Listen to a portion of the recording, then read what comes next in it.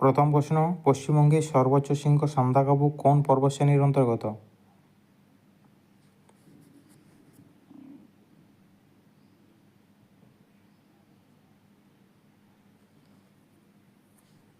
সঠিক উত্তর সিঙ্গালীলা পর্বতশ্রেণীর অন্তর্গত।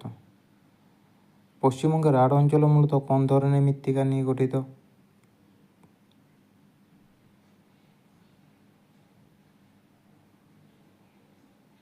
ল্যাটেরাইট মৃত্তিকা দিয়ে গঠিত।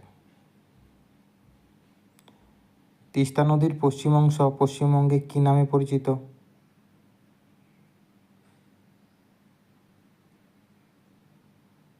তরাই নামে পরিচিত।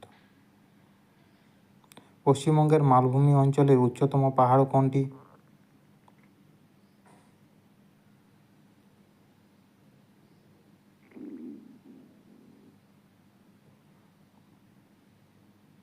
অযোধ্যা পাহাড়।